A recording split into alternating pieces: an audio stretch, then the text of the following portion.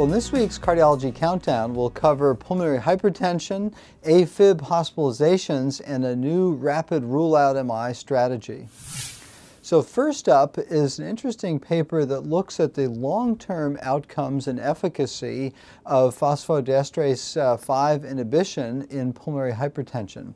This is a study called the FIRST study that had an extension that looked at Tadalafil for pulmonary arterial hypertension. And the primary endpoint of the study had been at 16 weeks or 4 months, and this was now a 1-year extension where they documented preservation of the improvements in the 6-minute walk test in patients taking Tadalafil at either 20 or 40 milligrams with a slight advantage for the 40 milligram dose.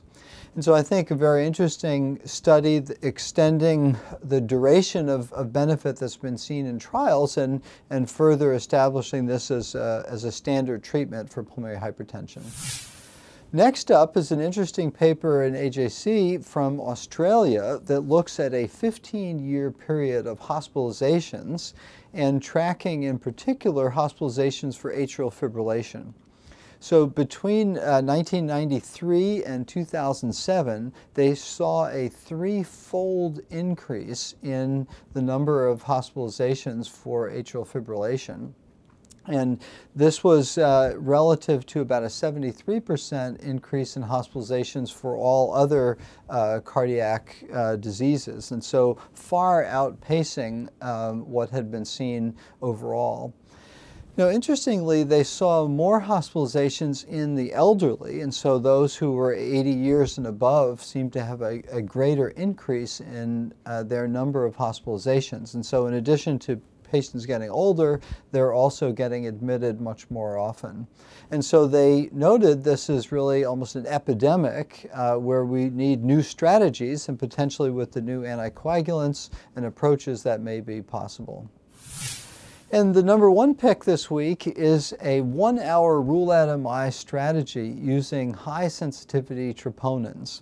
This is a very nice study done overall about 850 patients where they split a group of chest pain patients presenting to the emergency department into a test set and a validation set, where they looked at use of high-sensitivity troponin that has the very low cut point, both at arrival and 1 hour later, looking at both the absolute values and the relative change. And they have an algorithm that would need to be calculated, but with their calculated algorithm, they had 100% specificity and sensitivity for the overall MI category. And so here they noted actually 97% specificity and 100% sensitivity. So a very nice initial look at the use of change in high sensitivity troponin to pick up those MI patients very rapidly. Now, Kristen Newby wrote an accompanying editorial, and this is the American Heart Journal, pointing out this really needs to be validated in other data sets and look at whether other populations with different pretest probability would have this hold up. It presumably wouldn't hold up as well, but is very promising to try and streamline the throughput in the emergency department to get the real MIs in and the non-MI patients home. So for this week's Cardiology Countdown, I'm Chris Cannon.